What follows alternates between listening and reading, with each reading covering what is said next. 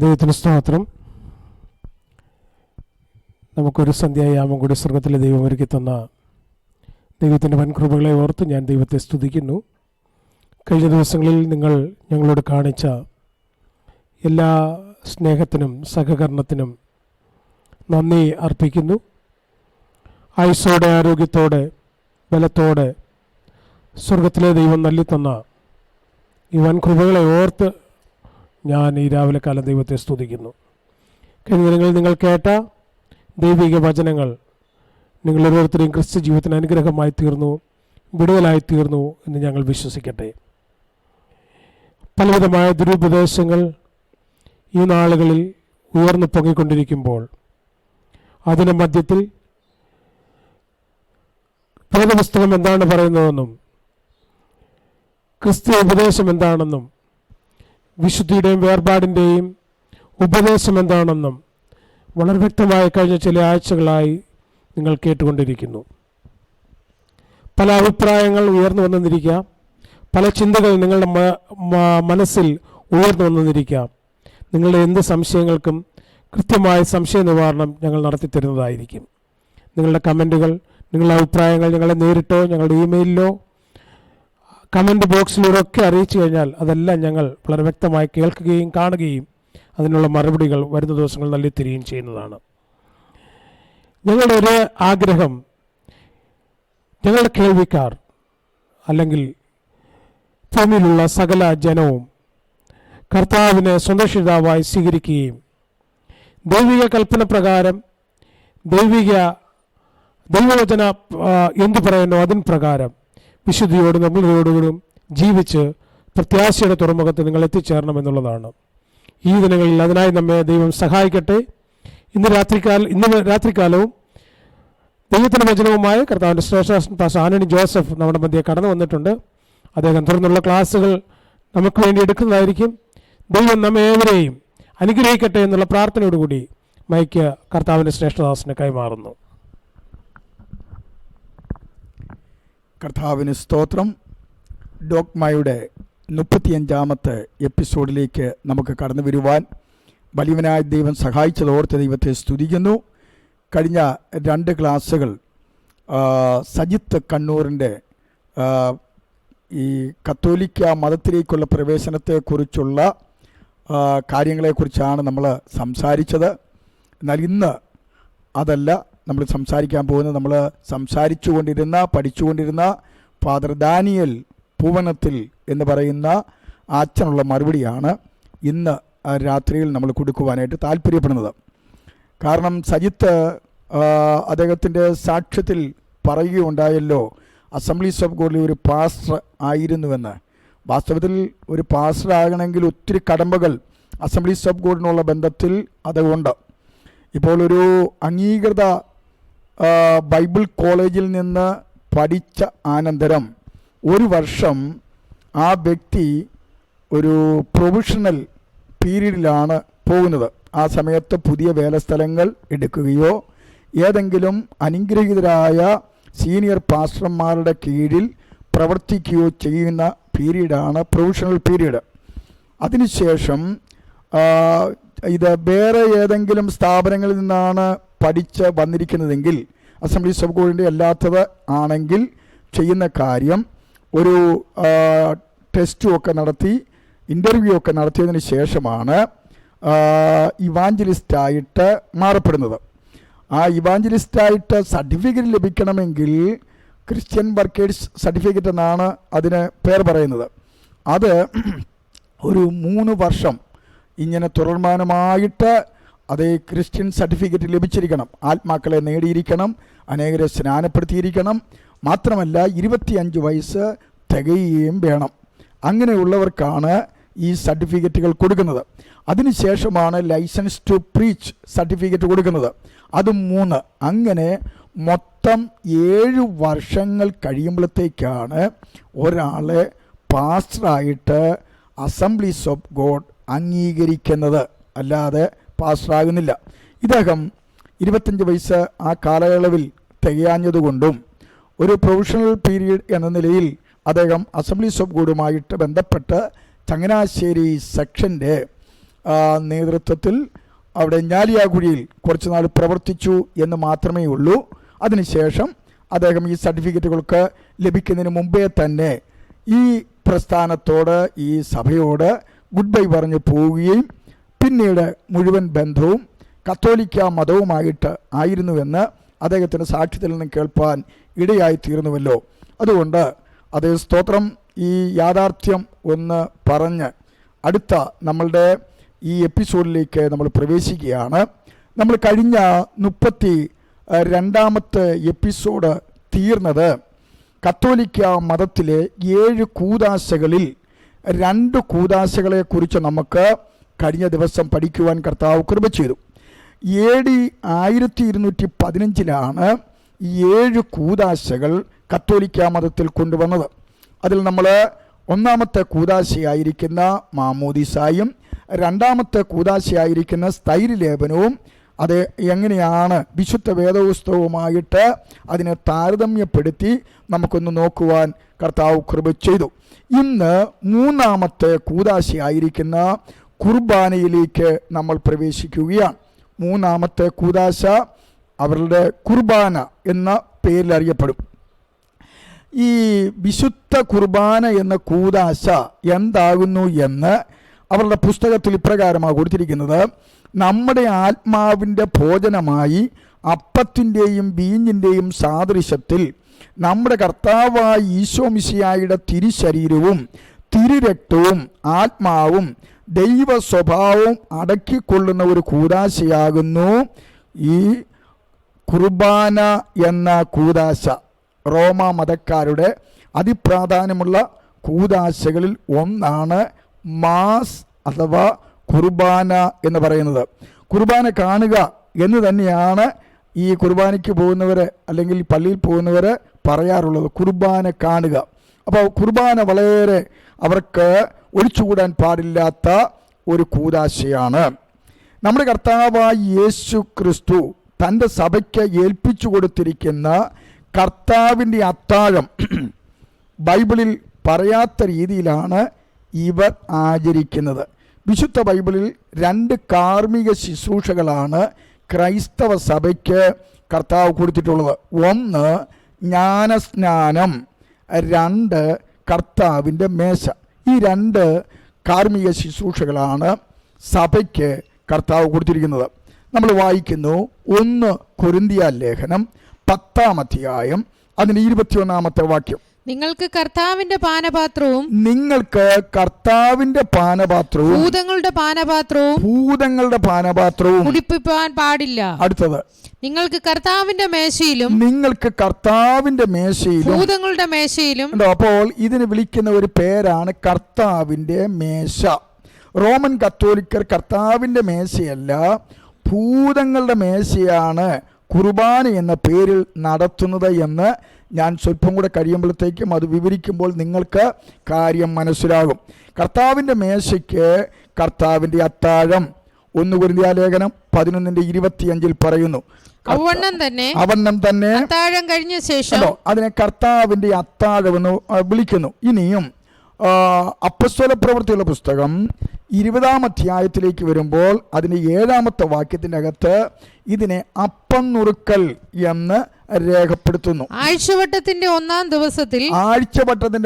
ദിവസത്തിൽ ഞങ്ങൾ അപ്പം നുറുക്കുവാൻ കൂടി വന്നപ്പോൾ കണ്ടോ. അപ്പോൾ അപ്പം നുറുക്കുക എന്നൊക്കെയാണ് ഇതിന് പേരുകളുള്ളത്.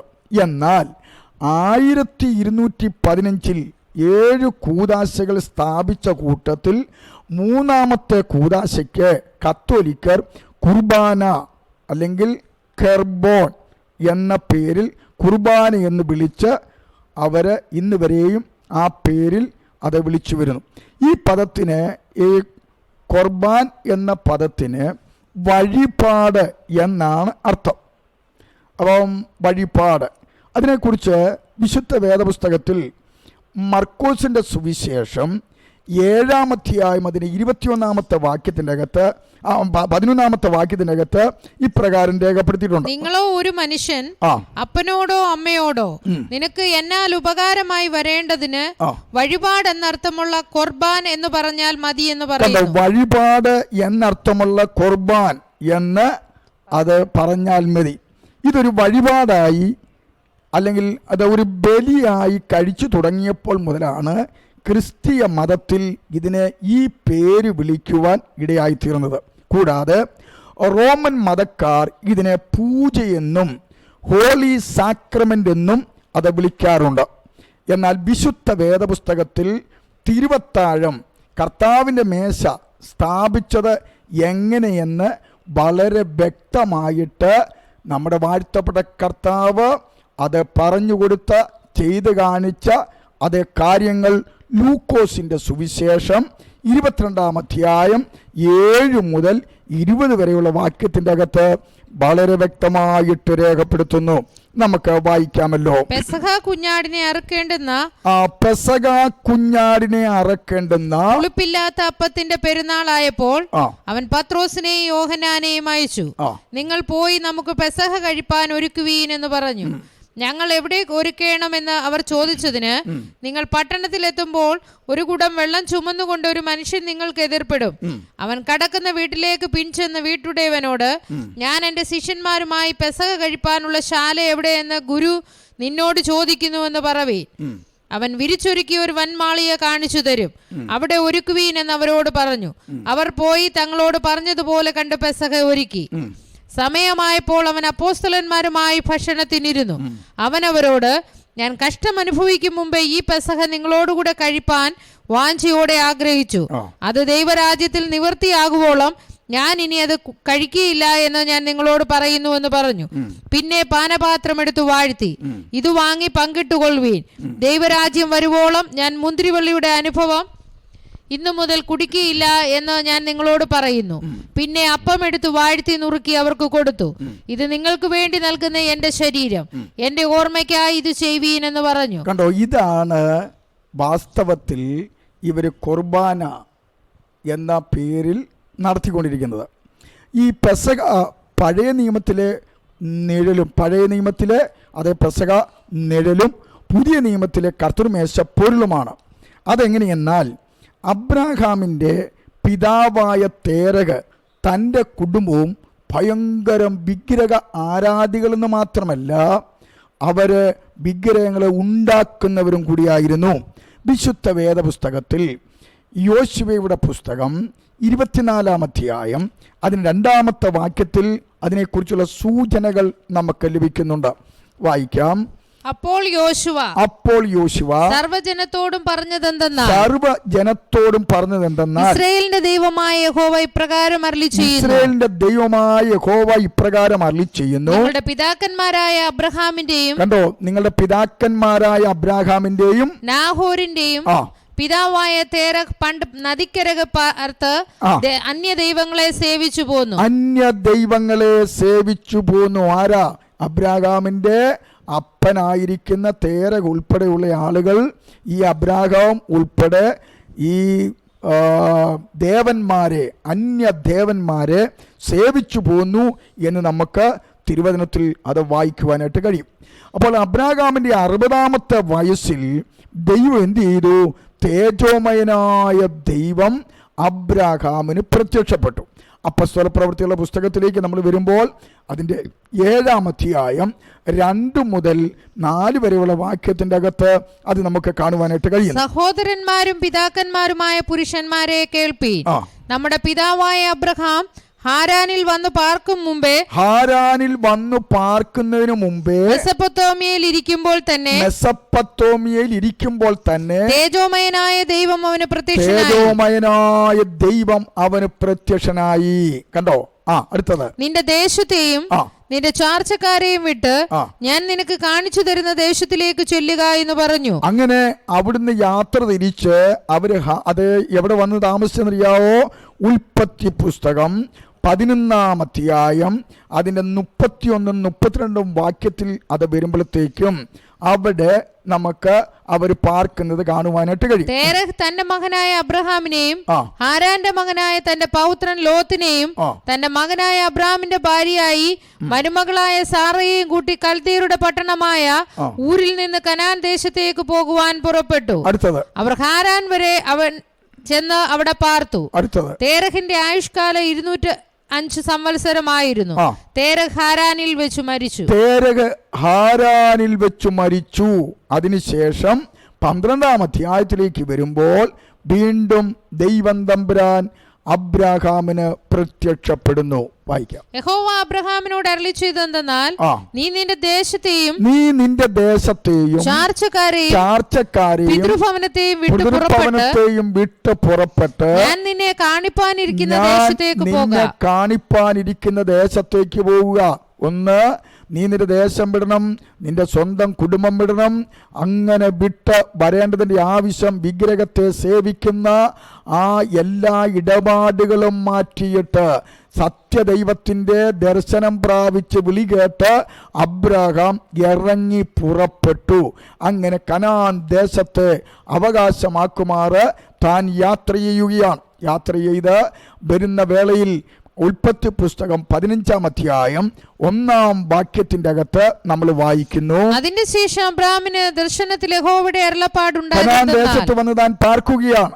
ആ ദേശത്ത് തനിക്ക് ദർശനമുണ്ടായത് എന്തെന്നാൽ, അബ്രാഹാമേ ഭയപ്പെടേണ്ട, ഞാൻ നിന്റെ പരിചയം അതിമഹത്തായ പ്രതിഫലവുമാണ്. കാരണം താൻ ഭയപ്പെടുവാൻ കാരണം നാട് വിട്ടു വീട് വിട്ടു നാമധേയ കൂട്ടങ്ങളെ വിട്ടു. പക്ഷേ അതേ സ്തോത്രം, തനിക്ക് ഒരു തലമുറയില്ലാതെ താൻ ഭാരപ്പെടുകയാണ്. ആ സമയത്താണ് ദൈവം പ്രത്യക്ഷപ്പെട്ടു. ദൈവം കൂടെ ഈ അബ്രാഹാമിന് പ്രത്യക്ഷപ്പെട്ടു.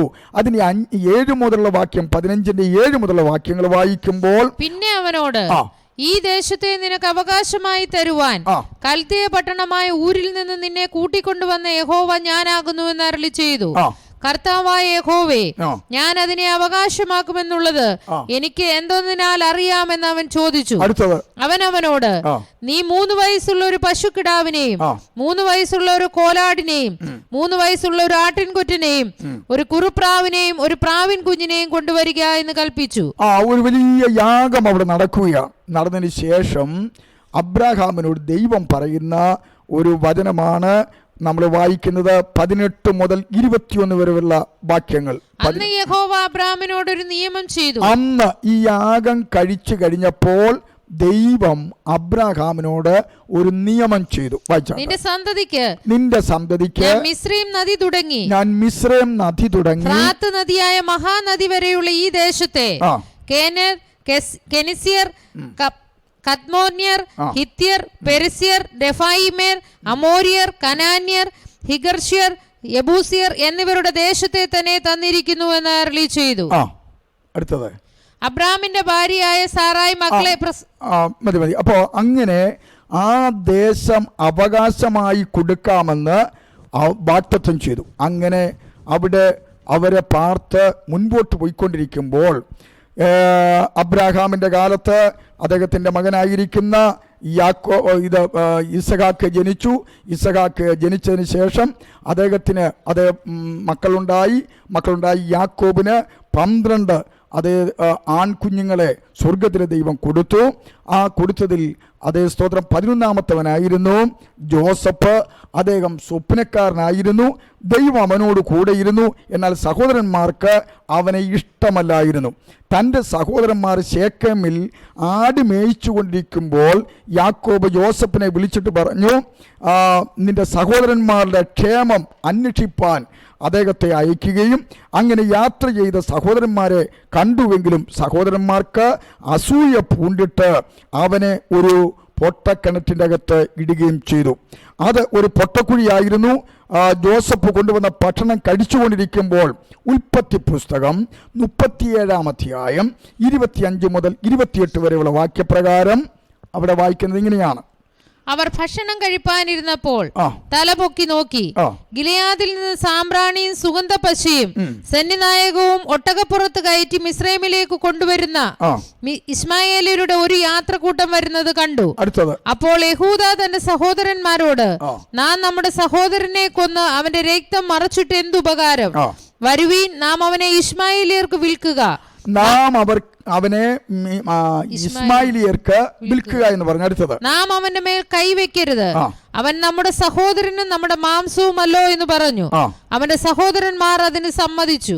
മിദ്യാന്യ കച്ചവടക്കാർ കടന്നു പോകുമ്പോൾ അവർ യോസെഫിനെ കുഴിയിൽ നിന്ന് വലിച്ചു കയറ്റി ഇസ്മായിലിയർക്ക് 20 വെള്ളിക്കാശിന് വിറ്റു. ഇസ്മായിലിയർക്ക് 20 വെള്ളിക്കാശിന് അത് വിറ്റു. അങ്ങനെ ജോസഫ് മിസ്രൈമിലാകുവാൻ ഇടയായിത്തീർന്നു. മിസ്രൈമിൽ അത് പോത്തിഫറിന്റെ ഭാര്യ നിമിത്തം അദ്ദേഹത്തിന് ജയിലിൽ പോകേണ്ടി വന്നു. അവിടെയും സ്വപ്നം വ്യാഖ്യാനിച്ചു കൊടുക്കുന്നത് മുഖാന്തരം അപ്പക്കാരുടെ പ്രമാണി ഈ സ്വപ്ന വ്യാഖ്യാനത്തിൽ താൻ പഴയ ജോലിയിലേക്ക് പ്രവേശിക്കുകയും അങ്ങനെ മിസ്രൈം രാജ്യത്ത് ഫറവോൻ ഒരു സ്വപ്നം കണ്ടു.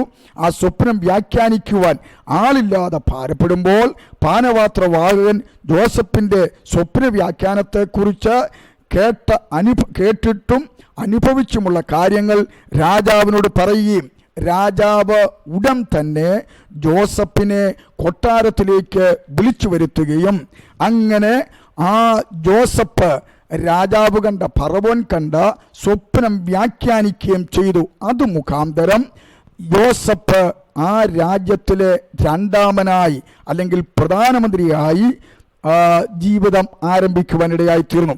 കനാൻ ദേശത്ത് ഭയങ്കരമായ ക്ഷാമം നേരിട്ടപ്പോൾ യാക്കോബിൻ്റെ മക്കൾ ധാന്യം കൊള്ളുവാൻ ജോസഫിൻ്റെ അടുക്കൽ വരികയും താൻ തന്നെ അവർക്ക് തന്നെത്താൻ വെളിപ്പെടുത്തുകയും ചെയ്ത ചരിത്രങ്ങൾ നമ്മൾ ഈ ഉൽപ്പത്തി പുസ്തകത്തിൻ്റെ അകത്ത് വായിക്കുന്നുണ്ട്. അങ്ങനെ അപ്പനായിരിക്കുന്ന യാക്കോബും അദ്ദേഹത്തിൻ്റെ കൂടെയുള്ളവരും മിസ്രൈമിൽ വന്ന് പാർക്കുവാൻ ദൈവം അനുവാദം കൊടുത്തു. അതിൻ്റെ തുടർന്നുള്ള വിവരണമാണ് പുറപ്പാട് പുസ്തകം അതിന്റെ 1-ാം അധ്യായം 1 മുതൽ 14 വരെയുള്ള വാക്യത്തിന്റെ അകത്ത് രേഖപ്പെടുത്തുന്നത്. യാക്കോബിനോടുകൂടെ താൻ താന്റെ കുടുംബസഹിതം ഇസ്രായേലിൽ വന്ന ഇസ്രായേൽ മക്കളുടെ പേരുകളാവിത്: രൂബേൻ, ശിമെയോൻ, ലേവി, യഹൂദ, ഇസാഖാർ, സെബൂലൂൻ, ബെന്യാമീൻ, than, Naphtali, Gad, Asher.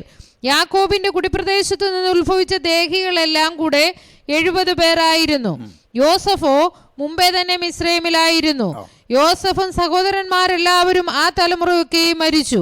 Israel മക്കൾ സന്താന സമ്പന്നരായി അത്യന്തം വർദ്ധിച്ചു പെരുകി ബലപ്പെട്ടു. ദേശം അവരെ കൊണ്ട് നിറഞ്ഞു. അനന്തരം യോസെഫിനെ അറിയാത്ത പുതിയൊരു രാജാവ് മിസ്രൈമിലുണ്ടായി. അവൻ തന്റെ ജനത്തോട്, ഇസ്രായേൽ ജനം നമ്മേക്കാൾ ബാഹുല്യവും ശക്തിയുമുള്ളവരാകുന്നു. അവർ പെരുകിയിട്ട് ഒരു യുദ്ധമുണ്ടാകുന്ന പക്ഷം നമ്മുടെ ശത്രുക്കളോട് ചേർന്ന് നമ്മോട് പൊരുത് ഈ രാജ്യം വിട്ടുപോയിക്കൊള്ളുവാൻ സംഗതി വരാതിരിക്കേണ്ടതിന് നാം അവരോട് ബുദ്ധിയായി പെരുമാറുക. അങ്ങനെ കഠിന വേലകളാൽ അവരെ പീഡിപ്പിക്കേണ്ടതിന് അവരുടെ മേൽ ഊഴിയ വിചാരകന്മാരെ ആക്കി. അവർ പീതോം, റംസേസ് എന്ന സംഭാര നഗരങ്ങളെ ഫറവോന് പണിതു. എന്നാൽ അവർ പീഡിപ്പിക്കും തോറും ജനം പെരുകി വർദ്ധിച്ചു. അവർ പീഡിപ്പിക്കും തോറും ജനം പെരുകി വർദ്ധിച്ചു. ഇന്നും അങ്ങനെയാണ്.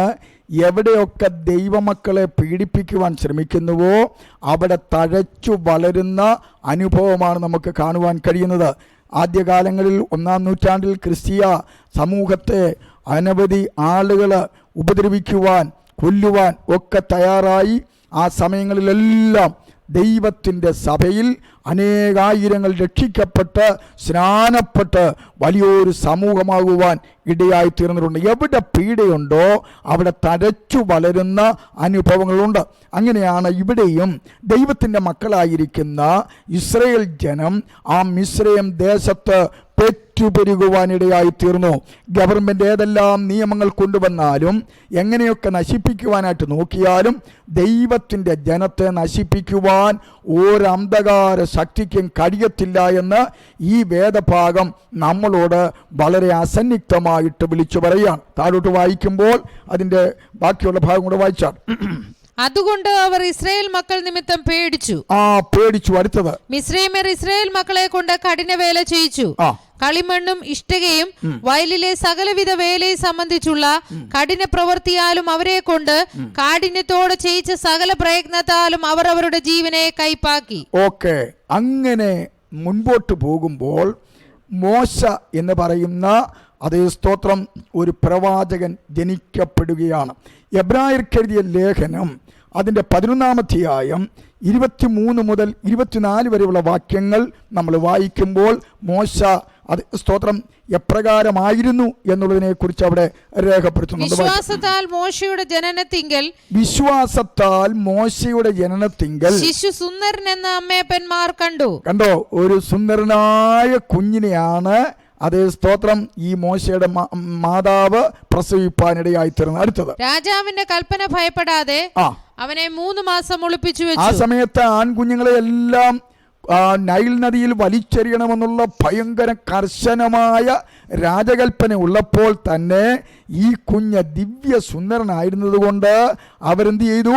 3 മാസം ഒളിപ്പിച്ചു വെച്ചു. അടുത്തത്, വിശ്വാസത്താൽ മോശ താൻ വളർന്നപ്പോൾ പാപത്തിന്റെ തൽക്കാല ഭോഗത്തെക്കാളും ദൈവജനത്തോടു കൂടെ കഷ്ടം അനുഭവിക്കുന്നത് തിരഞ്ഞെടുത്തു. അടുത്തത്, പ്രതിഫലം നോക്കിയത് കൊണ്ട് ഫറവോന്റെ പുത്രിയുടെ മകൻ എന്ന് വിളിക്കപ്പെടുന്നത് നിരസിക്കുകയും മിസ്രൈമിലെ നിക്ഷേപങ്ങളെക്കാൾ ക്രിസ്തുവിന്റെ നിന്ന വലിയ ധനം എന്നെണ്ണുകയും ചെയ്തു. നമുക്ക് എല്ലാവർക്കും അറിയാം, 3 മാസം കഴിഞ്ഞപ്പോൾ ഈ കുഞ്ഞിനെ ഒളിപ്പിച്ചു വെക്കാൻ പറ്റത്തില്ല. പുറപ്പാട് പുസ്തകം 2-ാം അധ്യായത്തിൽ അതിൻ്റെ വിവരണങ്ങളെല്ലാം കൊടുത്തിട്ടുണ്ട്.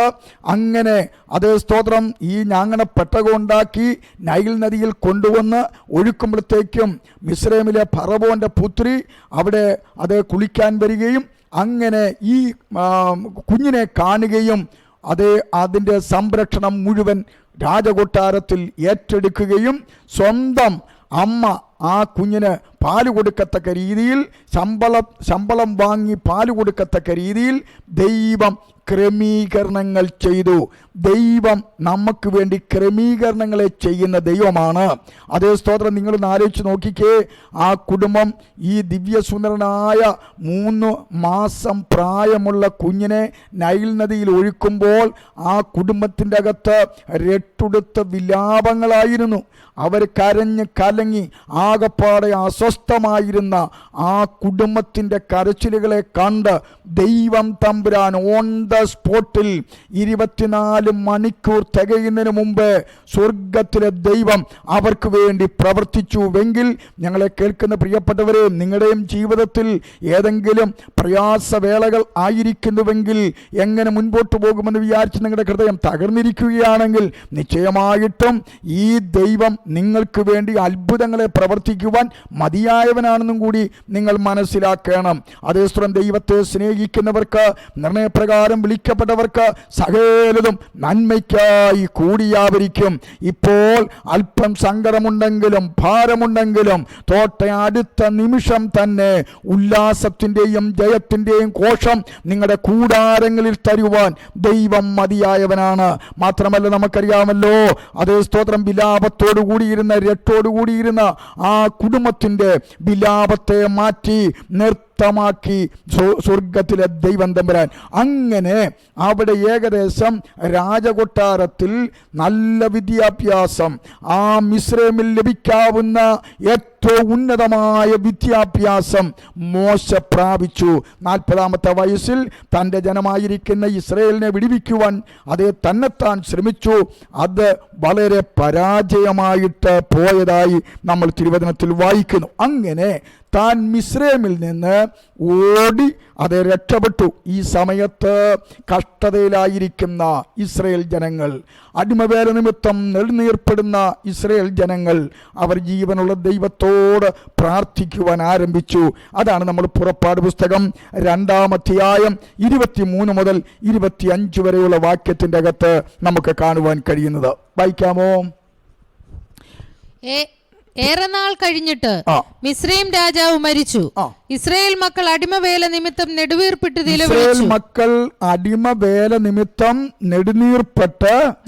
നിലവിളിച്ചു. അടുത്തത്, അടിമവേല ഹേതുവായുള്ള വേല ഹേതുവായുള്ള നിലവിളി ദൈവസന്നിധിയിലെത്തി. നിലവിളി ദൈവത്തിന്റെ സന്നിധിയിലെത്തി. അടുത്തത്, ദൈവം അവരുടെ നിലവിളി കേട്ടു. ദൈവം അവരുടെ നിലവിളി കേട്ടു. നിലവിളി കേട്ടിട്ട് എന്ത് ചെയ്യുന്നറിയാവോ? ദൈവം അബ്രഹാമിനോടും ഇസഹാക്കിനോടും യാക്കോബിനോടും തനിക്കുള്ള നിയമവും ഓർത്തു. അടുത്തത്, ദൈവം ഇസ്രായേൽ മക്കളെ കടാക്ഷിച്ചു. കടാക്ഷിച്ചത് ഒരു ഭാഗത്ത് ഇസ്രായേൽ ജനങ്ങൾ നെടുനീർപ്പോട് നിലവിളിയോട് ദൈവത്തോട് പ്രാർത്ഥിച്ചു കൊണ്ടിരിക്കുമ്പോൾ മറുഭാഗത്ത് ഒരു മോശയെ ദൈവം എഴുന്നേൽപ്പിക്കുകയായിരുന്നു. അങ്ങനെ 80-ാമത്തെ മോശയുടെ വയസ്സ് പൂർത്തീകരിക്കപ്പെട്ട അനന്തരം താന് അതേ സ്തോത്രം ആടുകളുമായിട്ട് തീറ്റുവാൻ പോകുന്ന ഒരു ഭാഗത്തെക്കുറിച്ച് പുറപ്പാട് പുസ്തകം 3-ാം അധ്യായം 1 മുതലുള്ള വാക്യത്തിന്റെ അകത്ത് രേഖപ്പെടുത്തുന്നു. മോശെ മിദ്യാനിലെ പുരോഹിതനും തന്റെ അമ്മായപ്പനുമായി യിത്രോവിന്റെ ആടുകളെ മേയിച്ചുകൊണ്ടിരുന്നു. അവൻ ആടുകളെ മരുഭൂമിക്കപ്പുറത്ത് ദൈവത്തിന്റെ പർവ്വതമായ ഹോരേബ് വരെ കൊണ്ടുചെന്നു. അവിടെ യഹോവയുടെ ദൂതൻ ഒരു മുൾപടർപ്പിന്റെ നടുവിൽ നിന്ന് അഗ്നിജ്വാലയിൽ അവന് പ്രത്യക്ഷനായി. അവൻ നോക്കിയാറെ മുൾപടർപ്പ് തീ പിടിച്ചു കത്തുന്നതും മുൾപടർപ്പ് വെന്തുപോകാതിരിക്കുന്നതും കണ്ടു. മുൾപടർപ്പ് വെന്തുപോകാതിരിക്കുന്ന ഈ വലിയ കാഴ്ച എന്തെന്ന് ഞാൻ ചെന്ന് നോക്കട്ടെ എന്ന് മോശ പറഞ്ഞു. നോക്കേണ്ടതിന് അവൻ വരുന്നത് യഹോവ കണ്ടപ്പോൾ ദൈവം മുൾപടർപ്പിന്റെ നടുവിൽ നിന്ന് അവനെ മോശെ മോശെ എന്ന് വിളിച്ചു. അതിന് അവൻ മുൾപടർപ്പിന്റെ നടുവിൽ നിന്ന് മോശെ മോശെ എന്ന് വിളിച്ചു. ഒരു രൂപമൊന്നും കണ്ടില്ല കേട്ടോ. വായിച്ചു. അതിന് അവൻ ഇതാ ഞാൻ എന്ന് പറഞ്ഞു. ഇതാ ഞാനെന്ന് പറഞ്ഞു. അപ്പോൾ അവൻ ഇങ്ങോട്ട് അടുക്കരുത്, നീ നിൽക്കുന്ന സ്ഥലം വിശുദ്ധ ഭൂമിയാകിയാൽ കാലിൽ നിന്ന് ചെരുപ്പ് അഴിച്ചു കളക എന്ന് കൽപ്പിച്ചു.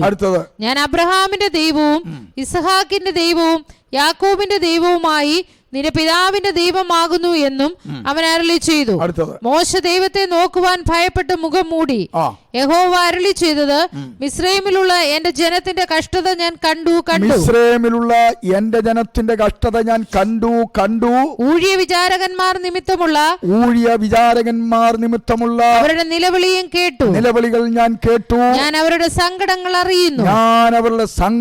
അറിയുന്നു. ഇന്ന് രാത്രി കാലം നമ്മുടെ സങ്കടങ്ങളെ, നമ്മുടെ നിലവിളികളെ അറിയുന്ന ദൈവമാണ്. ആരും നമ്മളെ സഹായിപ്പാനില്ല എന്നൊക്കെ വിചാരിച്ച് ആരും ഭാരപ്പെടണ്ട. ദൈവമെല്ലാം അറിയുന്നു. നമ്മുടെ തലയിലെ തലമുടി താഴേക്ക് വീണാൽ പോലും അറിയുന്ന ദൈവം നിന്റെ രോഗങ്ങൾ അറിയുന്നു, കഷ്ടതകൾ അറിയുന്നു, ഭാരങ്ങൾ അറിയുന്നു, വേദനകൾ അറിയുന്നു. സകലതും നമ്മുടെ കർത്താവ് അറിയുകയാണ്. മാത്രമല്ല, അറിഞ്ഞിട്ട് അതേ സ്തോത്രം ഒരു വഴിപോക്കൻ പോകുന്നത് പോലെ പോകുന്നവനല്ല. നമ്മുടെ ദൈവം നമുക്ക് വേണ്ടി പ്രവർത്തിക്കുവാൻ അവൻ മതിയായവനാണ്. ഈ ദൈവം തമ്പുരാൻ അതേ സ്തോത്രം മോശയെ ഇസ്രായേൽ ജനത്തെ വിടുവിക്കേണ്ടതിന് മിസ്രൈമിൽ നിന്ന്, അവരുടെ അടിമത്തത്തിൽ നിന്ന്, അവരുടെ ചങ്ങലകളിൽ നിന്ന് വിടുവിക്കേണ്ടതിന് അതേ സ്തോത്രം ദൈവം ഈ മോശയെ അപ്പോയിൻമെന്റ് ചെയ്തു. അതാണ് താഴോട്ടുള്ള വേദഭാഗങ്ങളിലൊക്കെ നമ്മൾ വായിക്കുന്നത്. അദ്ദേഹം ഒത്തിരി ഒഴിവ് കഴിവുകൾ അദ്ദേഹം പറഞ്ഞു. ഞാൻ അതേ തടിച്ച നാവുള്ളവനാണ്, വാക്സാമർത്ഥ്യമില്ല എന്നൊക്കെ പറഞ്ഞു. ഇന്ന് ഈ രാത്രികാലം ഞങ്ങൾ ദൂരത്തും ചാരത്തുമായി ശ്രമിക്കുന്ന പ്രിയപ്പെട്ടവരെ, ദൈവവേലയോടുള്ള ബന്ധത്തിൽ അതേ സ്തോത്രം നിങ്ങൾ ഒഴിവ് കഴിവുകൾ പറയരുത്. ദൈവം വിളിച്ചതാണെങ്കിൽ എല്ലാവിധമായിട്ടുള്ള ബലഹീനതകളെയും മാറ്റുവാൻ ഈ ദൈവം മതിയായവനാണ്. അങ്ങനെ മോശ അനുസരിച്ചു. ഫറവോന്റെ അടുക്കലേക്ക് പോകുന്ന ഭാഗമാണ് പിന്നെ നമ്മൾ വായിക്കുന്നത്. പുറപ്പാട് പുസ്തകം 5-ാം അധ്യായം അതിലെ 1 മുതൽ വാക്യത്തിന്റെ അകത്തേക്ക് വരുമ്പോൾ, അതിന്റെ ശേഷം മോശയും അഹരോനും ചെന്ന് ഫറവോനോട് ദൈവത്താൽ നിയോഗിക്കപ്പെട്ട് കഴിഞ്ഞപ്പോൾ മോശയും അഹരോനും കൂടെ അതേ സ്തോത്രം ഫറവോന്റെ അടുക്കലേക്ക് എത്തപ്പെട്ടു. മരുഭൂമിയിൽ എനിക്ക് ഉത്സവം കഴിക്കേണ്ടതിന് എന്റെ ജനത്തെ വിട്ടയക്കണം എന്നീ പ്രകാരം ഇസ്രായേലിന്റെ ദൈവമായ യഹോവ കൽപ്പിക്കുന്നു എന്ന് പറഞ്ഞു. ഇസ്രായേലിന്റെ ദൈവമായ യഹോവ കൽപ്പിക്കുന്നുവെന്ന് ഫറവോനോട് വിളിച്ചു പറഞ്ഞു. അടുത്തത്, അതിന് ഫറവോൻ ഇസ്രായേലിനെ വിട്ടയപ്പാൻ തക്കവണ്ണം ഞാൻ യഹോവയുടെ വാക്ക് കേൾക്കേണ്ടതിന് അവനാർ. അടുത്തത്, ഞാൻ യഹോവയെ അറിയുകയില്ല, ഇസ്രായേലിനെ വിട്ടയക്കുമില്ല എന്ന് പറഞ്ഞു. Price the Lord. ഇന്നും ഇതുപോലെ ഈ സത്യദൈവത്തെ ആരാധിപ്പാൻ വിട്ടയക്കണമെന്ന് പറയുമ്പോഴത്തേക്കും പലരും പറയുന്നത് ഈ ദൈവം ആരാ? ഇത് പുതിയ ദൈവമാ എന്നൊക്കെ പറഞ്ഞ് പലരും കളിയാക്കും. എന്നാൽ ഫറവോന് വന്ന അനുഭവങ്ങളാണ് ഈ പാരമ്പര്യക്കാർക്കൊക്കെ വരാൻ പോകുന്നെന്നുള്ള കാര്യം ഓർക്കുമ്പോൾ ഭയമാകുന്നു. ഇന്ന് ഈ രാത്രിയിൽ ഒരു മനുഷ്യൻ പോലും നശിച്ചു പോകരുത്. അവർ സത്യവിശ്വാസത്തിലേക്കും സത്യത്തിലും ആത്മാവിലുള്ള ആരാധനയിലേക്കും വരണമെന്നാണ് ഞങ്ങളുടെ എല്ലാവരുടെയും താല്പര്യം. അതേ സ്തോത്രം. ഫറവോൻ എന്ത് ചെയ്യുന്നറിയാമോ? ഈ ജനത്തെ വിട്ടയച്ചില്ല. ദൈവം തമ്പുരാൻ ഒന്നിനു പുറകെ ഒന്നായിട്ട് 9 ബാധകളെ അയച്ചു. ഒന്നിനു പുറകെ ഒന്നായിട്ട് അത് 9 ബാധകളെ അയച്ചു. 9 ബാധകളിലും അതേ സ്തോത്രം ഫറവോന്റെ ഹൃദയം കഠിനപ്പെട്ടതല്ലാതെ ഈ ദൈവത്തിൻ്റെ അടുക്കലേക്ക് ദൈവത്തെ ആരാധിപ്പാൻ ഈ ജനത്തെ വിട്ടയച്ചില്ല. അവസാനം 10ാമത്തെ ബാധ അയക്കുവാനായിട്ട് കർത്താവ് തീരുമാനിച്ചു. അതിൻ്റെ വിവരണമാണ് നമ്മൾ വായിക്കുവാൻ പോകുന്നത്. അത് സ്തോത്രം. പുറപ്പാട് പുസ്തകം 12-ാം അധ്യായം അതിൻ്റെ 1 മുതലുള്ള വാക്യം ശ്രദ്ധിക്കണം. ആദ്യമായിട്ട് പെസഹ എങ്ങനെയാണ് ആചരിച്ചത് എന്ന് തിരുവചനത്തിൽ രേഖപ്പെടുത്തിയിട്ടുണ്ട്.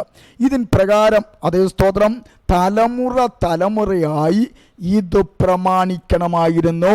അതിൻ്റെ വിവരണമാണ് 12-ാം അധ്യായം 1 മുതൽ അത് രേഖപ്പെടുത്തിയിരിക്കുന്നത്. വായിച്ചാട്ടെ. യഹോവ മോശയോടും അഹരോനോടും മിസ്രയീം ദേശത്ത് വെച്ച് അരുളിച്ചെയ്തെന്തെന്നാൽ, ഈ മാസം നിങ്ങൾക്ക് മാസങ്ങളുടെ ആരംഭമായി ആണ്ടിൽ 1-ാം മാസമായിരിക്കണം. നിങ്ങൾ ഇസ്രായേലിന്റെ സർവ്വസംഘത്തോടും പറയേണ്ടതെന്നാൽ, ഈ മാസം 10-ാം തീയതി അതത് കുടുംബത്തിന് ഒരാട്ടിൻകുട്ടി വീതം ഓരോരുത്തൻ ഓരോ ആട്ടിൻകുട്ടിയെ എടുക്കണം. പെസഹയുടെ പ്രമാണം പറയുക, ഓരോ ആട്ടിൻകുട്ടി ഓരോ കുടുംബവും എന്ത് ചെയ്യണം? എടുക്കണം. ആട്ടിൻകുട്ടിയെ തിന്നുവാൻ വീട്ടിലുള്ളവർ പോരായെങ്കിൽ ആളുകളുടെ എണ്ണത്തിനൊത്തവണ്ണം അവനും അവന്റെ വീട്ടിനടുത്ത അയൽക്കാരനും കൂടി അവന്റെ വീട്ടിന് അടുത്തുള്ള അയൽക്കാരനും കൂടി അതിനെ എടുക്കണം. അടുത്തത്, ഓരോരുത്തൻ തിന്നുന്നതിനൊത്തവണ്ണം കണക്ക് നോക്കി നിങ്ങൾ ആട്ടിൻകുട്ടിയെ എടുക്കണം. അടുത്തത്, ആട്ടിൻകുട്ടി ഊനമില്ലാത്തതും ഒരു വയസ്സ് പ്രായമുള്ള ആണുമായിരിക്കണം. അടുത്തത്, അത് ചെമ്മരിയാടോ കോലാടോ ആകാം. ഈ മാസം 14-ാം തീയതി വരെ അതിനെ സൂക്ഷിക്കണം. 10-ാം തീയതി വാങ്ങിച്ചിട്ട് 14-ാം തീയതി വരെ അതിനെ സൂക്ഷിക്കണം. ഇസ്രായേൽ സഭയുടെ കൂട്ടമെല്ലാം സന്ധ്യാസമയത്ത് അതിനെ അറുക്കണം. കേട്ടോ, പെസഹ പഴയ നിയമത്തിൽ ഭക്തന്മാര് ആചരിച്ചത് സന്ധ്യാസമയത്ത് ഇതിനെ എന്ത് ചെയ്യും? ഈ കുഞ്ഞാടിനെ അറക്കണം. അടുത്തത്, അതിന്റെ രക്തം കുറെ എടുത്ത് തങ്ങൾ തിന്നുന്ന വീടുകളുടെ വാതിലിന്റെ കട്ടളക്കാൽ വീടുകളുടെ വാതിലിന്റെ കട്ടളക്കാൽ രണ്ടിന്റെ മേലും കുറുമ്പടിമേലും തളിക്കണം. അടുത്തത്, അന്ന് രാത്രി അവർ തീയിൽ ചുട്ടതായ ആ മാംസവും പുളിപ്പില്ലാത്ത അപ്പവും തിന്നേണം. അടുത്തത്, കയ്പ് ചീരയോടുകൂടെ അത് തിന്നേണം. അടുത്തത്, തലയും കാലും അന്തർഭാഗങ്ങളുമായി തീയിൽ ചുട്ടിട്ടല്ലാതെ പച്ചയായിട്ടോ വെള്ളത്തിൽ പുഴുങ്ങിയതായിട്ടോ തിന്നരുത്. അടുത്തത്, പിറ്റേനാൾ കാലത്തേക്ക് അതിൽ ഒട്ട് ശേഷിപ്പിക്കരുത്. അടുത്തത്, പിറ്റേനാൾ കാലത്തേക്ക് ശേഷിക്കുന്നത് നിങ്ങൾ തീയിലിട്ട് ചുട്ടുകളയണം. അടുത്തത്, അരകെട്ടിയും കാലിന് ചെരുപ്പിട്ടും കയ്യിൽ വടിയും പിടിച്ചുകൊണ്ട് നിങ്ങൾ തിന്നേണം. തിടുക്കത്തോടെ നിങ്ങൾ തിന്നേണം. അത് യഹോവയുടെ പെസഹയാകുന്നു. ഇതാണ് യഹോവയുടെ പെസഹ. ഇന്ന് ഇതിന്റെ പേരിൽ കത്തോലിക്ക മതം ഒരു പെസഹ ആചരിക്കുന്നുണ്ട്. അത് മുഴുവൻ പെസഹ. അതുകൊണ്ട് അതേ സ്തോത്രം, വിശുദ്ധ വേദപുസ്തകത്തിൽ ഇല്ലാത്ത കാര്യങ്ങളൊക്കെ ഇന്ന് നടത്തിക്കൊണ്ടിരിക്കുന്നത്. എന്നിട്ട് അതിന്റെ താഴത്തെ വാക്യം കൂടെ വായിക്കുമ്പോൾ അവിടെ വായിക്കുന്നത് ഇങ്ങനെയാണ്: ഈ രാത്രിയിൽ ഞാൻ മിസ്രയീം ദേശത്തിൽ കൂടെ കടന്ന് മിസ്രയീം ദേശത്തുള്ള മനുഷ്യന്റെയും മൃഗത്തിന്റെയും കടിഞ്ഞൂലിനെയും ഒക്കെയും സംഹരിക്കും. അടുത്തത്, മിസ്രയീമിലെ സകല ദേവന്മാരിലും ഞാൻ ന്യായവിധി നടത്തും. അടുത്തത്, ഞാൻ യഹോവയാകുന്നു. നിങ്ങൾ പാർക്കുന്ന വീടുകളിന്മേൽ രക്തമടയാളമായിരിക്കും. ഞാൻ രക്തം കാണുമ്പോൾ നിങ്ങളെ ഒഴിഞ്ഞു കടന്നുപോകും. ഞാൻ മിസ്രയീം ദേശത്തെ ബാധിക്കുന്ന ബാധ നിങ്ങൾക്ക് നാശഹേതുവായി തീരുകയില്ല. അടുത്തത്, ഈ ദിവസം ദിവസം നിങ്ങൾക്ക് ഓർമ്മ നാളായിരിക്കണം. നിങ്ങൾ അത് യഹോവയ്ക്ക് ഉത്സവമായി ആചരിക്കണം. തലമുറയായും നിത്യ നിയമമായും നിങ്ങൾ അത് ആചരിക്കണം. Praise the lord. തലമുറയായി ഇത് ആചരിക്കണം. അതേ സ്തോത്രം, നിത്യ നിയമമായിട്ടും ആചരിക്കണം. അങ്ങനെ ഈ പെസഹ തലമുറയായി ആചരിച്ച് അത് മുൻപോട്ട് പോരുകയായിരുന്നു. കാരണം ഇസ്രായേലിലായിരുന്നപ്പോൾ ഇസ്രായേൽ ജനം കുഞ്ഞാടിനെ അറുത്ത് അതിന് രക്തം കട്ടളപ്പടിമേലും കുറുമ്പടിമേലും തേച്ച് അതിൻ്റെ മാംസം ഭക്ഷിച്ച് അവർ മിസ്രൈമിൽ നിന്നും വിടുതല പ്രാപിച്ചു. അങ്ങനെയാണ് അവർ ആ അർദ്ധരാത്രിയിൽ മിസ്രൈമിൽ നിന്ന് അതേ സ്തോത്രം ചോരത്തളിയും പെസഹായും ആചരിച്ച് അവർ ഇറങ്ങിത്തിരിച്ചത്. അങ്ങനെ ഇറങ്ങിത്തിരിച്ച ദൈവജനം അതേ സ്തോത്രം കനാൻ ദേശത്ത് കടന്നു വന്ന് അവർ പാർത്ത് തലമുറയായിട്ട് ഈ പെസഹ അവരാചരിച്ചു കൊണ്ടിരുന്നു. അങ്ങനെ നമ്മുടെ വാഴ്ത്തപ്പെട്ട കർത്താവിൻ്റെ 33-ാമത്തെ വയസ്സിൽ അതേ സ്തോത്രം തൻ്റെ അവസാനത്തെ പെസഹായിലേക്ക് താൻ പ്രവേശിക്കുന്ന വേദഭാഗമാണ് നമ്മൾ വായിപ്പാൻ ഇടയായിത്തീർന്ന കുറിവാക്യം. ഇത് ഇപ്രകാരമാണ്. ലൂക്കോസിൻ്റെ സുവിശേഷം 22-ാം അധ്യായം 7 മുതൽ വീണ്ടും നമ്മൾ വായിക്കുന്നു. വായിച്ചാൽ പെസഹ കുഞ്ഞാടിനെ അറുക്കേണ്ടുന്ന പുളിപ്പില്ലാത്ത അപ്പത്തിന്റെ പെരുന്നാളായപ്പോൾ യേശുക്രിസ്തുവിന്റെ കാലത്ത് പുളിപ്പില്ലാത്ത അപ്പത്തിന്റെ പെസഹ കുഞ്ഞാടിന്റെ അതേ പെരുന്നാൾ ആയപ്പോൾ അവൻ പത്രോസിനെയും യോഹന്നാനെയും അയച്ചു. അടുത്തത്, നിങ്ങൾ പോയി നമുക്ക് പെസഹ കഴിപ്പാൻ ഒരുക്കുവീൻ എന്ന് പറഞ്ഞു. നിങ്ങൾ പോയി നമുക്ക് പെസഹ ഒരുക്കുവീൻ എന്ന് പറഞ്ഞു. അടുത്തത്, ഞങ്ങൾ എവിടെ ഒരുക്കണമെന്ന് അവർ ചോദിച്ചതിന് നിങ്ങൾ പട്ടണത്തിലെത്തുമ്പോൾ ഒരു കുടം വെള്ളം ചുമന്നുകൊണ്ട് ഒരു മനുഷ്യൻ നിങ്ങൾക്ക് എതിർപ്പെടും. അവൻ കടക്കുന്ന വീട്ടിലേക്ക് പിൻചെന്ന് വീട്ടുടയവനോട്, ഞാൻ എന്റെ ശിഷ്യന്മാരുമായി പെസഹ കഴിപ്പാനുള്ള ശാല എവിടെയെന്ന് ഗുരു നിന്നോട് ചോദിക്കുന്നു എന്ന് പറവേ. അവൻ വിരിച്ചൊരുക്കിയ ഒരു വൻമാളിക കാണിച്ചു തരും. വിരിച്ച് ഒരുക്കിയ ഒരു വൻ മാളിക കാണിച്ചു തരും. അവിടെ ഒരുക്കുവീൻ എന്ന് അവരോട് പറഞ്ഞു. അവിടെ ഒരുക്കുവീൻ എന്ന് പറഞ്ഞു. അവിടെ സക്കരാരിയുമില്ല, അവിടെ പ്രത്യേകിച്ച് മധുവകയുമില്ല, ഒന്നുമില്ല. അതേ സ്തോത്രം ആരുടെയും രൂപങ്ങളില്ല. കാരണം പഴയ നിയമത്തിലെങ്ങും അതേ സ്തോത്രം അവർ രൂപങ്ങളൊന്നും വെച്ചിരുന്നില്ലല്ലോ. എന്നിട്ട് അവിടെ വായിക്കുന്നത്, അവർ പോയി തങ്ങളോട് പറഞ്ഞതുപോലെ കണ്ട് പെസഹ ഒരുക്കി.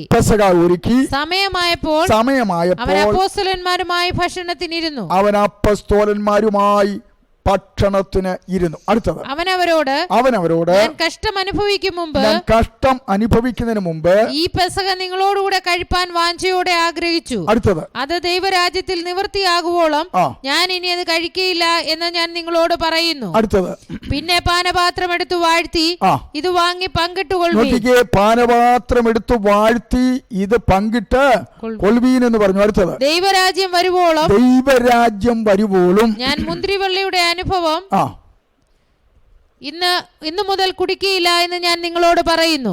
പിന്നെ അപ്പം എടുത്ത് വാഴ്ത്തി നുറുക്കിക്കൊണ്ട് യേശുക്രിസ്തു കൽപ്പിക്കുകയാണ്. വായിച്ചാട്ടെ, ഇത് നിങ്ങൾക്ക് വേണ്ടി നൽകുന്ന എന്റെ ശരീരം, നിങ്ങൾക്ക് വേണ്ടി നൽകുന്ന എന്റെ ശരീരം, എന്റെ ഓർമ്മയ്ക്കായി ഇത് ചെയ്യുവീൻ. വളരെ ശ്രദ്ധിച്ച് അത് കേൾക്കണം. എന്റെ ഓർമ്മയ്ക്കായി ചെയ്യുവാനാ പറഞ്ഞിരിക്കുന്നത്. എന്റെ ഓർമ്മയ്ക്കായി ഇത് ചെയ്യുവീൻ എന്ന് പറഞ്ഞു. അടുത്തത്, അവണ്ണം തന്നെ അത്താഴം കഴിഞ്ഞ ശേഷം പാനപാത്രവും കൊടുത്തു. അടുത്തത്, ഈ പാനപാത്രം നിങ്ങൾക്ക് വേണ്ടി ചൊരിയുന്ന രക്തത്തിലെ പുതിയ നിയമമാകുന്നു. എന്റെ രക്തത്തിലെ പുതിയ നിയമമാകുന്നു. എന്നാൽ എന്നെ കാണിച്ചു കൊടുക്കുന്നു. അപ്പോൾ ഇതാണ് വാസ്തവത്തിൽ കർത്താവിന്റെ മേശ, അല്ലെങ്കിൽ തിരുവത്താഴം, അല്ലെങ്കിൽ അപ്പം നുറുക്കൽ എന്ന് പറയുന്ന ശുശ്രൂഷ കർത്താവ് സ്ഥാപിച്ചത് ഇതാണ്. അതേ സ്തോത്രം. ഈ കർത്താവായ യേശുക്രിസ്തു കുഞ്ഞാടായിട്ട് ഈ ലോകത്തിലേക്ക് കടന്നു വന്ന് പെസഹ കുഞ്ഞാടിനെ അറുത്ത് അതിൻ്റെ രക്തം കട്ടളക്കാലിന്മേലും കുറുമ്പടിമേലും പുരട്ടിയതുപോലെ കർത്താവായ യേശുക്രിസ്തു അവസാനത്തുള്ള രക്തവും വെള്ളവും മാനവജാതിക്ക് വേണ്ടി അവരുടെ പാപത്തിനും ശാപത്തിനും രോഗത്തിനും വേണ്ടി ഒഴുക്കിയത് മുഖാന്തരം ഈ കർത്താവായ യേശുക്രിസ്തു പെസഹ അന്നു മുതൽ നിർത്തൽ ചെയ്തു. നമ്മൾ വായിക്കുന്നത് ഇങ്ങനെയാണ്.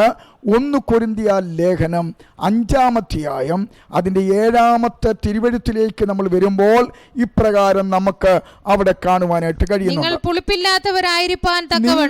പുളിപ്പില്ലാത്തവരായിരിക്കാൻ തക്കവണ്ണം പുതിയ പിണ്ഡം ആകേണ്ടതിന് പഴയ പുളിമാവിനെ നീക്കിക്കളയുവാൻ. അടുത്തത്, നമ്മുടെ പെസഹ കുഞ്ഞാട് മറക്കപ്പെട്ടിരിക്കുന്നു. കേട്ടോ, നിഴലായിട്ട് നൂറ്റാണ്ടുകൾ അനുഷ്ഠിച്ചുകൊണ്ടിരുന്ന, തലമുറയായി അനുഷ്ഠിച്ചുകൊണ്ടിരുന്ന ആ പെസഹ, അതിൻ്റെ പൊരുളായ കർത്താവായ യേശു ക്രിസ്തു പെസഹ കുഞ്ഞാടായി അറക്കപ്പെട്ടു. അടുത്തത്, ക്രിസ്തു തന്നെ.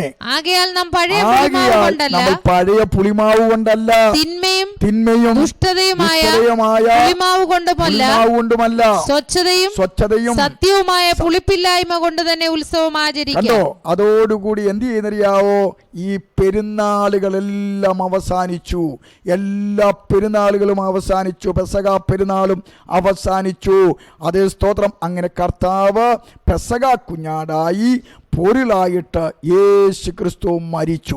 അതുകൊണ്ടാണ് പൗലോസ് അപ്പോസ്തലൻ ഇപ്രകാരം പറയുന്നത്. ഗലാത്യർക്കെഴുതിയ ലേഖനം 4-ാം അധ്യായം 10-ാമത്തെ വാക്യം നമ്മൾ വായിക്കുമ്പോൾ അവിടെ വായിക്കുന്നത് ഇങ്ങനെയാണ്. നിങ്ങൾ ദിവസങ്ങളും മാസങ്ങളും കാലങ്ങളും ആണ്ടുകളും പ്രമാണിക്കുന്നു. ഞാൻ നിങ്ങൾക്ക് വേണ്ടി അധ്വാനിച്ചത് വെറുതെയായെന്ന് ഞാൻ ഭയപ്പെടുന്നു. അതുകൊണ്ട് പെസഹ ഇന്ന ദിവസമാണ്, ദുഃഖവെള്ളിയാഴ്ച ഇന്നതാണ്, ഈസ്റ്റർ ഇങ്ങനെയാണ്.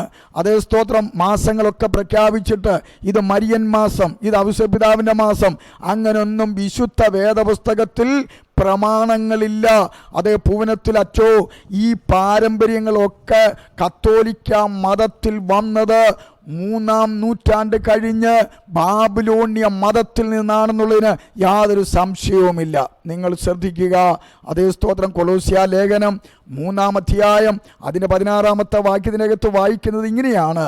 3:16 വരുമ്പോൾ അവിടെ വായിക്കുന്നു, സങ്കീർത്തനങ്ങളാലും 2:16 അതുകൊണ്ട് ഭക്ഷണപാനീയങ്ങൾ സംബന്ധിച്ചോ പെരുന്നാൾ വാവ് ശബത്ത് എന്നീ കാര്യത്തിലോ ആരും നിങ്ങളെ വിധിക്കരുത്. ഇവ വരുവാനുള്ള നിഴലായിരുന്നു. അപ്പോൾ പെരുന്നാളുകൾ, ഈ ഇസ്രായേൽക്കാർക്ക് മെയിൻ പെരുന്നാളുകൾ 7 അതിൽ ഒന്നാമത്തേതാണ് പെസഹ പെരുന്നാൾ. അതെല്ലാം നിഴലായിരുന്നു. നിഴല് അത് പൂർത്തീകരിച്ചു നമ്മുടെ വാഴ്ത്തപ്പെട്ട കർത്താവിൻ്റെ കാലത്ത്. അതുകൊണ്ട് അതേ സ്ഥലം ഒന്നുകൂടെ നിങ്ങൾക്ക് ഉറപ്പായിട്ട് ഞാൻ പറയാം. നമ്മൾ വായിക്കുന്നുണ്ട് എബ്രായ ലേഖനം 10-ാം അധ്യായം അതിനെ 1 മുതൽ വായിക്കുമ്പോൾ നമുക്കൊന്നുകൂടെ വ്യക്തമാകും. ഇതെല്ലാം നിഴലായിരുന്നു. കർത്താവായ യേശു ക്രിസ്തു തൻ്റെ ശരീരം, അതേ ആത്മാവ്, അതേ ദേഹി ദൈവകരങ്ങളിലേക്ക് സമർപ്പിച്ച് സകല പെരുന്നാളുകളും സകല ഉത്സവങ്ങളും ഫിനിഷാക്കി. ഇനിയും നമ്മൾ അതൊന്നും കൊണ്ടാടേണ്ട യാതൊരു ആവശ്യവുമില്ല. വായിച്ചാട്ടെ. ന്യായപ്രമാണം വരുവാനുള്ള നന്മകളുടെ നിഴലല്ലാതെ കാര്യങ്ങളുടെ സാക്ഷാൽ സ്വരൂപമല്ലായിക കൊണ്ട് ആണ്ടുതോറും ഇടവിടാതെ കഴിച്ചു വരുന്ന അതേ യാഗങ്ങളാൽ അടുത്തുവരുന്നവർക്ക് സൽഗുണപൂർത്തി വരുത്തുവാൻ ഒരു നാളും കഴിവുള്ളതല്ല. അതുകൊണ്ട് ഈ വ്യർത്ഥ കാര്യങ്ങൾ കത്തോലിക്ക മതം വിട്ട് പെന്തക്കോസ്തുകാർ വിശ്വസിക്കുന്നത് പോലെ വിശ്വസിച്ചാൽ സ്വർഗനാട്ടിൽ പോകാൻ പറ്റും. അല്ലാതെ ചുമ്മാ 2000 വർഷത്തെ ഞങ്ങളുടെ പാരമ്പര്യമാണ് എന്നും പറഞ്ഞുകൊണ്ട് അതേ സ്തോത്രം വേദപുസ്തകവുമായിട്ടോ ചരിത്രപരമായിട്ടോ ഒരു ബന്ധവുമില്ലാതെ ചില പുരോഹിതന്മാർ കപടവേഷധാരികളായി ഇങ്ങനെ പ്രസംഗിച്ച് തോരാത്തോരം പ്രസംഗിച്ച് പാപപ്പെട്ട് അടിമവിശ്വാസികളായിരിക്കുന്ന കത്തോലിക്ക മതത്തിലുള്ളവരെ പറഞ്ഞുറപ്പിച്ചു കൊണ്ടിരിക്കുമ്പോൾ സത്യം നിങ്ങൾക്കെതിരാണെന്നുള്ള കാര്യം മറന്നു പോകരുത്. ഇനിയും കർത്താവായ യേശു യേശുക്രിസ്തുവിൻ്റെ ഈ തിരുവത്താഴം എങ്ങനെയാണ് അനുഷ്ഠിക്കേണ്ടതെന്ന് 1 കൊരിന്ത്യർ ലേഖനം 10-ാം അധ്യായം അതിന്റെ 14 മുതൽ വാക്യത്തിന്റെ അകത്ത് രേഖപ്പെടുത്തുന്നുണ്ട്. അതുകൊണ്ട് പ്രിയന്മാരെ വിഗ്രഹാരാധന വിട്ടോടുവിൻ. വിഗ്രഹാരാധന വിട്ട് ഓടുവിൻ. വിഗ്രഹത്തിന്റെ മുമ്പിൽ വെച്ച് ഈ കാര്യം അനുഷ്ഠിക്കരുതെന്ന് വളരെ വ്യക്തമായിട്ട് രേഖപ്പെടുത്തുന്നു. അങ്ങനെയാണെങ്കിൽ പൂനത്തിലച്ച അതേ സ്തോത്രം ശ്രദ്ധിക്കുക. നിങ്ങൾ നടത്തുന്ന ഈ തിരുബലി, ഈ പൂജ, അല്ലെങ്കിൽ ഈ ഹോളി മാസ്, അല്ലെങ്കിൽ ഹോളി സാക്രമെന്റ്, നിശ്ചയമായിട്ടും ഇത് ഹോളി അല്ല, അൺഹോളിയാണ്. ഇത് ഭൂതങ്ങൾക്ക് നടത്തുന്നതാണ്, ഇത് പിശാചിൻ്റെതാണെന്നുള്ളതിന് ഈ വേദപുസ്തകം അടിവരയിടുകയാണ്. വായിച്ചു. നിങ്ങൾ വിവേകികൾ എന്ന് വെച്ച് ഞാൻ പറയുന്നു. വിവേകികൾ എന്ന് വെച്ച് ഞാൻ പറയുന്നു. ഞാൻ പറയുന്നത് വിവേചിപ്പീൻ. ഞാൻ പറയുന്നത് നിങ്ങൾ വിവേചിപ്പീൻ. നാം അനുഗ്രഹിക്കുന്ന അനുഗ്രഹപാത്രം, നാം അനുഗ്രഹിക്കുന്ന അനുഗ്രഹപാത്രം ക്രിസ്തുവിന്റെ രക്തത്തിന്റെ കൂട്ടായ്മയല്ലയോ? ക്രിസ്തുവിന്റെ രക്തത്തിന്റെ കൂട്ടായ്മയല്ലയോ? നാം നുറുക്കുന്ന അപ്പം, നാം നുറുക്കുന്ന അപ്പം ക്രിസ്തുവിന്റെ ശരീരത്തിന്റെ കൂട്ടായ്മയല്ലയോ? അപ്പം ഒന്നാകെ കൊണ്ട് ഒറ്റ അപ്പമേ ഉള്ളൂ, പല ഓസ്തിയാക്കുവാൻ പ്രമാണമില്ല. അടുത്തത്, നാം ഒരു പലരായ നാം ഒരു ശരീരമാകുന്നു. നാം എല്ലാവരും ഒരേ അപ്പത്തിൽ അംശികളാകുന്നുവല്ലോ. എല്ലാവരും ആ ഒരേ അപ്പത്തിന്റെ അംശികളാകുന്നുവല്ലോ. ജഡപ്രകാരമുള്ള ഇസ്രായേലിനെ നോക്കുവീ. യാഗങ്ങൾ ഭുജിക്കുന്നവർ യാഗപീഠത്തിന്റെ കൂട്ടാളികളല്ലയോ? ഞാൻ പറയുന്നത് എന്ത്? വിഗ്രഹാർപ്പിതം വല്ലതുമാകുന്നു എന്നോ? വിഗ്രഹാർപ്പിതം വല്ലതുമാകുന്നുവെന്നോ? വിഗ്രഹം വല്ലതുമാകുന്നു എന്നോ? വിഗ്രഹം വല്ലതുമാകുന്നുവെന്നോ? അല്ല, ജാതികൾ ബലി കഴിക്കുന്ന ദൈവത്തിനല്ല. ബലി കഴിക്കുന്നത് ദൈവത്തിനല്ല. AD 313 സ്ഥാപിതമായ റോമൻ കത്തോലിക്ക മതത്തിൽ മനപരിവർത്തനമില്ലാതെ പൂജ ചെയ്തുകൊണ്ടിരുന്ന അമ്പലവാസികളും അതുപോലെ തന്നെ ക്ഷേത്രത്തിൽ ജോലി ചെയ്തിരുന്നവരും അതിൽ വിശ്വാസമുള്ളവരും ഈ അതേ മതത്തിലേക്ക്, ക്രിസ്തീയ മതത്തിലേക്ക് ചേക്ക കയറി കഴിഞ്ഞപ്പോൾ അവർക്കിതൊക്കെ അനുഷ്ഠിക്കണമെങ്കിൽ പൂജ ഉണ്ടായിരിക്കണം, യാഗപീഠമുണ്ടായിരിക്കണം, വിഗ്രഹമുണ്ടായിരിക്കണം. അങ്ങനെ ഒറിജിനൽ സത്യത്തിലും ആത്മാവിലും ആരാധിച്ച ദൈവസഭ വിഗ്രഹങ്ങൾക്ക് കൈമാറി, യാഗപീഠങ്ങൾക്ക് കൈമാറി ബലിയായിട്ടത് മാറപ്പെടുവാനിടയായി തീർന്നു. അതിന്റെ അനുഷ്ഠാനത്തെ കുറിച്ചാണ് ഇവിടെ പറയുന്നത്. വായിച്ചേ. അല്ല, ജാതികൾ ബലി കഴിക്കുന്നത് ദൈവത്തിനല്ല, ഭൂതങ്ങൾക്ക് കഴിക്കുന്നു എന്നത്രേ. എന്നാൽ നിങ്ങൾ ഭൂതങ്ങളുടെ കൂട്ടാളികളാകുവാൻ എനിക്ക് മനസ്സില്ല. ഈ വേദപുസ്തകം വായിച്ചു കഴിഞ്ഞപ്പോൾ ഒരു കത്തോലിക്കനായ ഞാന്, അതേ സ്തോത്രം, ഇത് ഭൂതങ്ങളുടെ മേശയാണെന്ന് വേറെ ആരും വിളിച്ചു പറയണ്ട. സ്വൽപ്പം 4ാം ക്ലാസ് വിദ്യാഭ്യാസം ഉള്ളവന് ഇത് മനസ്സിലാകും. സജിത്തേ, നിങ്ങൾ പഠിച്ചതും നിങ്ങൾ പോയി ഈ അച്ഛന്മാരുടെയും മെത്രാന്മാരുടെയും അടുക്കൽ പോയി ആവശ്യമില്ലാത്ത ആ കാര്യങ്ങൾ പഠിച്ചത് കൊണ്ട് നിങ്ങൾ തെറ്റായ ഉപദേശത്തിലേക്ക് പോയപ്പോൾ വിവരം ഒന്നുമില്ലെങ്കിലും സ്വർഗത്തിലെ ദൈവം തമ്പുരാൻ കൊടുത്തിരിക്കുന്ന ജ്ഞാനത്താൽ മനസ്സിലാകും. ഈ കുർബാനകൾ നടത്തുന്നത്, അച്ഛന്മാർ നടത്തുന്നത് ഭൂതങ്ങൾക്കാണെന്നും അതേസമയം അത് മനസ്സിലാക്കുന്നവർ എത്രയും വേഗം ഈ കത്തോലിക്ക മതം വിട്ട് സത്യത്തിലും ആത്മാവിലും ആരാധിക്കുന്ന വിശുദ്ധ വേദപുസ്തക പ്രകാരം എഴുതപ്പെട്ട നിയമപ്രകാരം ആരാധിക്കുന്ന പെന്തക്കോസ് ആരാധനകൾക്ക് നിങ്ങൾ കടന്നു വരണം എന്ന് ഞാൻ ആഹ്വാനം ചെയ്യുകയാണ്. വായിച്ചാട്ട്. നിങ്ങൾക്ക് കർത്താവിന്റെ പാനപാത്രവും ഭൂതങ്ങളുടെ പാനപാത്രവും കുടിപ്പാൻ പാടുള്ളതല്ല. അടുത്തത്, നിങ്ങൾക്ക് കർത്താവിന്റെ മേശയും ഭൂതങ്ങളുടെ മേശയും അംശികളാകുവാനും പാടില്ല. അടുത്തത്, അല്ല, നാം കർത്താവിന് ക്രോധം ജ്വലിപ്പിക്കുന്നുവോ? ഇതേ ഇങ്ങനെ ചെയ്യുന്നുവെങ്കിൽ തൻ്റെ അടുത്തുകൂടിയല്ലേ അത് ദാനിയേൽ ഭുവനത്തിൽ ഇങ്ങനെ പറഞ്ഞു, ഞങ്ങൾ വിഗ്രഹങ്ങളെ ഉണ്ടാക്കും, ഞങ്ങൾ കണ്ടു. എന്നാ ചക്കച്ചോള കണ്ടെന്നാണ് ഈ പറയുന്നത്. ചുമ്മാ വിവരക്കേടുകളൊന്നും പറയരുത്. കണ്ടു, അതുകൊണ്ട് ഞങ്ങൾ ഉണ്ടാക്കിക്കോ. അതേ സ്തോത്രം ദൈവത്തിൻ്റെ അതേ നരക തീയിൽ നിന്ന് അതേ സ്തോത്രം ഹോമിക്കപ്പെടുമ്പോഴത്തേക്ക് മനസ്സിലാകത്തുള്ളൂ. അത് ചിലര് കൊണ്ടെങ്കിലേ പഠിക്കത്തുള്ളൂ എന്ന് പറഞ്ഞതുപോലെ അതേ സ്തോത്രം അച്ഛൻ പറഞ്ഞു, പാവപ്പെട്ട വിശ്വാസികളെ എന്തിനാ അതേ സ്തോത്രം അവരിതൊന്നും അറിയുന്നില്ലല്ലോ. നിങ്ങളുടെ ഈ 28 ബട്ടൺസ് ഇട്ട അല്ലെങ്കിൽ 32 ബട്ടൺസ് ഇട്ട ആ കുപ്പായം കാണുമ്പോൾ പേടിച്ച് വിറച്ച് ഓ എന്നും പറഞ്ഞു നിൽക്കുന്ന ആ പാവങ്ങളെ വലയ്ക്കരുത് എന്ന് മാത്രമേ ഞങ്ങളുടെ അഭ്യർത്ഥനയുള്ളൂ. ഇവിടെ വായിക്കുന്നു അതേ സ്തോത്രം അത് ഭൂതങ്ങളുടെ മേശയാണ്, ദൈവത്തിൻ്റെ ക്രോധം ജ്വലിക്കുമച്ച. ഈ പഠിപ്പീരുകളൊക്കെ പഠിപ്പിച്ചു കഴിഞ്ഞാൽ ഇനി ഒരു കാര്യം കൂടെ ഞാൻ ഓർപ്പിക്കട്ടെ. അതേ സ്തോത്രം സമയം മുൻപോട്ട് പോകുന്നു. 1 കൊരിന്ത്യർ ലേഖനം 11-ാം അധ്യായം അതിൻ്റെ 23 മുതലുള്ള വാക്യത്തിൻ്റെ അകത്ത് ഇപ്രകാരമാണ് എങ്ങനെ ഇത് ആചരിക്കണമെന്ന് വളരെ വ്യക്തമായി രേഖപ്പെടുത്തുന്നു. ഞാൻ കർത്താവിങ്കിൽ നിന്നും പ്രാപിക്കുകയും നിങ്ങൾക്ക് ഏൽപ്പിക്കുകയും ചെയ്തെന്നാൽ കർത്താവായ യേശുവിനെ കാണിച്ചു കൊടുത്ത രാത്രി അവൻ അപ്പമെടുത്ത് സ്തോത്രം ചൊല്ലി നുറുക്കി. ഓസ്തി എടുത്തെന്നല്ല, അപ്പമെടുത്ത് ബ്രെഡ് എടുത്ത് അതേ സ്തോത്രം എന്ത് ചെയ്തു? സ്തോത്രം ചൊല്ലി അത് നുറുക്കി. അടുത്തത് നിങ്ങൾക്ക് വേണ്ടിയുള്ള എന്റെ ശരീരം, ഇത് നിങ്ങൾക്ക് വേണ്ടിയുള്ള എന്റെ ശരീരം, എന്റെ ഓർമ്മയ്ക്കായി ഇത് ചെയ്യുവീനെന്ന് പറഞ്ഞു. ഓർമ്മയ്ക്കായി ഇത് ചെയ്യാനാ പറഞ്ഞത്, അല്ലാതെ വസ്തുമാറ്റം സംഭവിക്കുന്നില്ല. അച്ഛൻ ഏതെങ്കിലും ഒരു പ്രാർത്ഥന തട്ടിവിട്ട് കഴിഞ്ഞാൽ ഉടനെ ഈ ഓസ്തി യേശുവിൻ്റെ ശരീരമായും ഈ വീഞ്ഞ് രക്തമായും മാറുന്നില്ല. ഇത് വെറും അതേ സ്തോത്രം ബ്രെഡും അതുപോലെ തന്നെ അത് വീഞ്ഞും മാത്രമാകുന്നു. അത് അവൻ ഓർമ്മയ്ക്കായി ചെയ്യുക. നമ്മൾ കാൽവരിയിലേക്ക് നമ്മുടെ പാപത്തിന് പരിഹാരമായി, ശാപത്തിന് പരിഹാരമായി, രോഗത്തിന് പരിഹാരമായി യേശു ക്രിസ്തു മാനവജാതിക്ക് ചെയ്ത പാപപരിഹാരത്തെ ഓർത്ത് നമ്മൾ എന്ത് ചെയ്യണം? ഈ അപ്പം ഭക്ഷിക്കുകയും ഈ പാനപാത്രത്തിൽ കുടിക്കുകയും ചെയ്യണം. അല്ലാതെ വസ്തുമാറ്റം സംഭവിക്കുന്നില്ല. വായിച്ചു.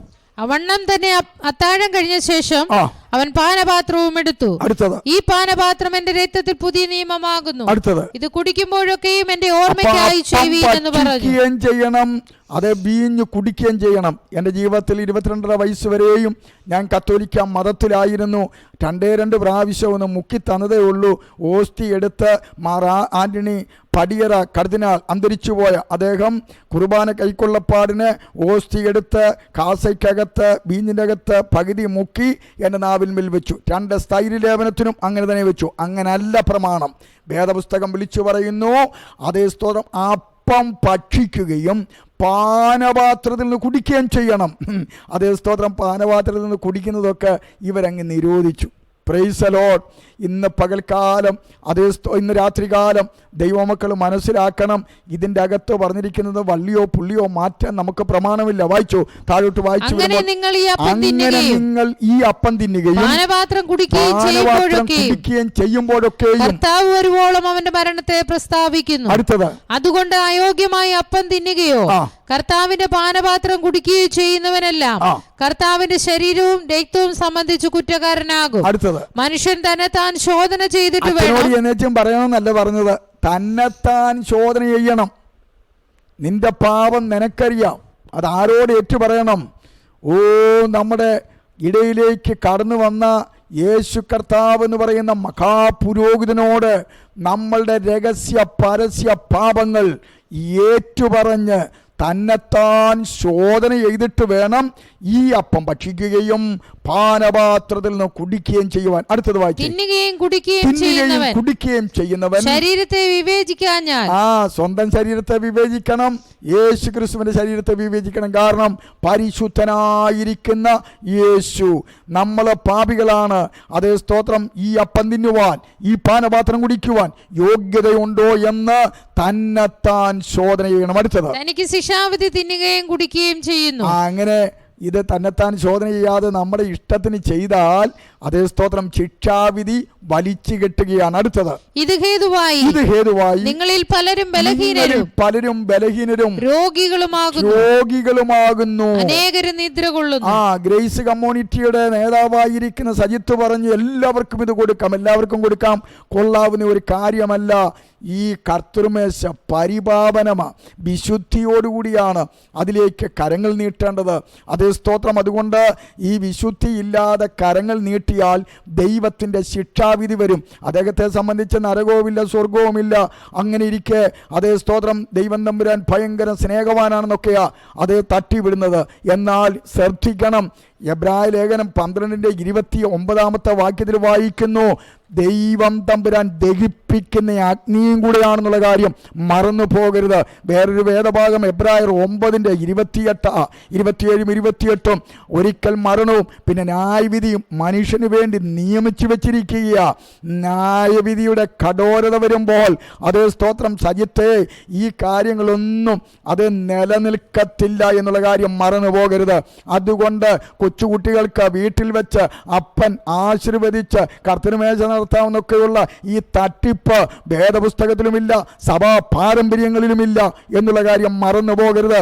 ഇത് വളരെ ഭയത്തോടും ഭക്തിയോടും കൂടെ ചെയ്യേണ്ട ഒരു അനുഷ്ഠാനമാണ് കർത്താവ് കാണിച്ചു തന്നിരിക്കുന്നത്. അവിടെ വായിക്കുന്നു, അതേ സ്തോത്രം സ്തോത്രം, ഇത് തന്നെത്താൻ ശോധന ചെയ്തിട്ട് വേണം ഈ അപ്പം ഭക്ഷിക്കുകയും പാനപാത്രത്തിൽ നിന്ന് കുടിക്കുകയും ചെയ്യുവാൻ.